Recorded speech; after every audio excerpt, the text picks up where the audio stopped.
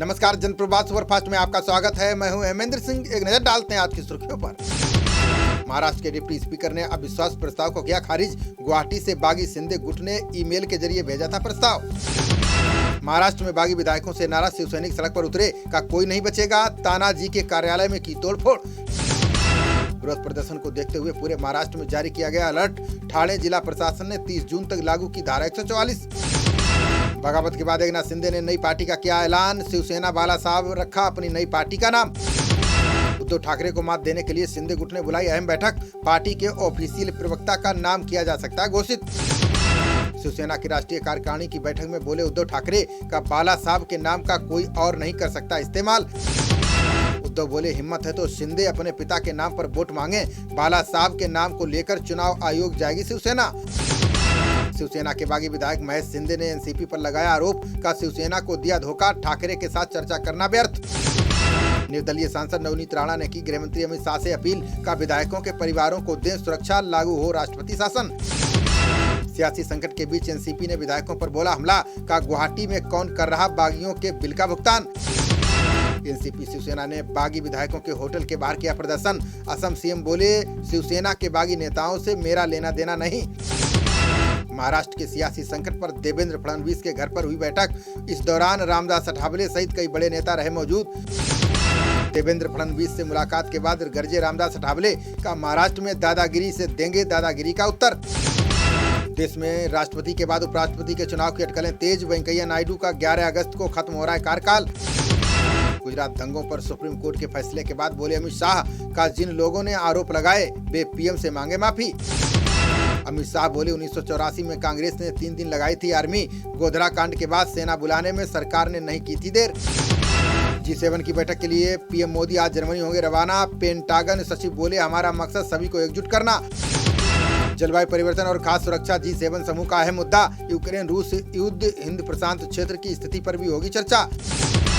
अमरनाथ यात्रा से पहले जम्मू का भगवती नगर आधार शिविर सील, अब पास से मिलेगा प्रवेश। 28 जून को रवाना होगा पहला जत्था। राष्ट्रपति चुनाव को लेकर बसपा प्रमुख मायावती ने किया फैसला। भाजपा उम्मीदवार मुर्मू का करेंगी समर्थन, विपक्ष पर बोला हमला।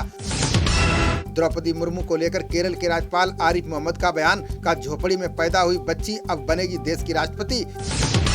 मध्य प्रदेश के निकाय चुनाव में दिखेगी बड़े चेहरों की धमक। प्रचारकों की लिस्ट में योगी, पायलट और सोनू सूद के नाम।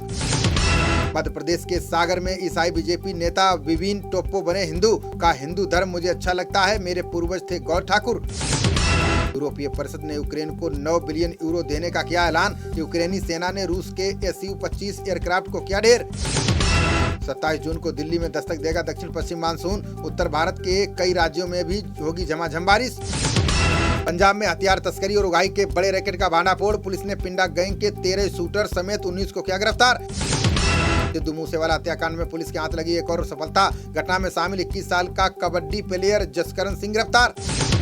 एक दिवसीय दौरे पर आज वाराणसी पहुंचेंगे सीएम योगी। काशी में पीएम मोदी के विजिट का रोड मैप तैयार करेंगे।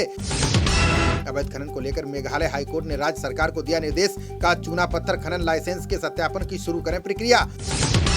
अमेरिका में गर्मियों के दौरान छात्रों को मिलता रहेगा मुफ्त भोजन। संसद ने कीप किड्स फेड विधेयक को जारी रखने की दी मंजूरी।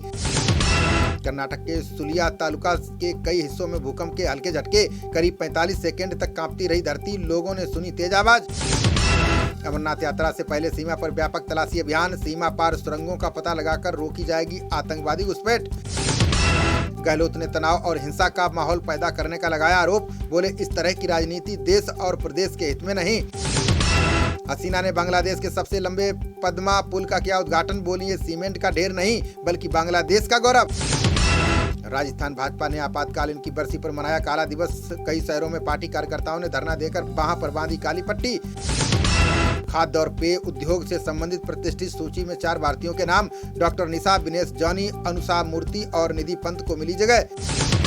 मार्च 2026 तक बढ़ाएगी जीएसटी क्षतिपूर्ति उपकर की समय सीमा। अब राज्यों को कर्जों के पुनर्भुगतान करने में मिलेगी राहत। मास्क को लेकर अभियान शुरू करेंगे कोलकाता के बस मालिक। प्रदेश में कोरोना के मामलों में वृद्धि को लेकर उठाया कदम। पन्ना की खदान में मजदूर को मिला 12 लाख रुपए का हीरा। नीलामी में सरकारी रॉयल्टी काटकर मजदूर को दी जाएगी शेष रकम। राहुल गांधी के कार्यालय पर हुए हमले के मामले में कार्रवाई। केरल पुलिस ने एसएफआई के 19 कार्यकर्ताओं को किया गिरफ्तार। शिमला में पानी की कमी ने ताजा की 2018 जल संकट की यादें। पाइपों में रिसाव को जल संकट के लिए बताया जा रहा है जिम्मेदार। गुजरात तट पर बीएसएफ की गोली से 2 पाकिस्तानी मछुआरे घायल। भागने की कोशिश करने पर जवानों को करनी पड़ी फायरिंग। सीएम योगी ने गुजरात दंगों पर सुप्रीम कोर्ट के फैसले पर दिया बयान। बोले पीएम मोदी को दी गई क्लीन चिट सत्य के विजयी होने का उद्घोष। वायु प्रदूषण और खराब मौसम का कामगारों पर पड़ा प्रतिकूल प्रभाव। अध्ययन में फेफड़े संबंधी समस्याओं की बात स्पष्ट रूप से आए सामने। अहमदाबाद में बच्चों के अस्पताल में लगी आग। समय रहते 3 नवजात समेत 70 लोग निकाले गए बाहर। राजस्थान में कांग्रेस विधायक ने स्वास्थ्य मंत्री के घर पर दिया धरना। अमीन कागजी ने 4 चिकित्सकों के तबादलों पर जताई नाराजगी। मथुरा में यमुना नदी पर स्टीमर चलाने की तैयारी में योगी सरकार। मेट्रो ट्रेन के संचालन से भगवान श्री कृष्ण का शहर हो जाएगा स्मार्ट। महिला ने HIV रोगी पर लगाया धोखा देकर शादी करने का आरोप। संभल के हयात नगर थाने में दर्ज कराया दहेज मांगने का केस। ब्रजेश पाठक ने आपातकाल के बहाने कांग्रेस पर साधा निशाना। बोले सत्ता के लालच में एक परिवार ने देश पर थोपा था आपातकाल। सीएम योगी ने 11 लाख परिवारों को घरौनी का ऑनलाइन किया वितरण। ग्रामीण आवासीय अधिकार अभिलेख मिलने से अन्य काम होंगे आसान। खबरों का सिलसिला जारी रहेगा। देखते रहिए जनप्रवाद।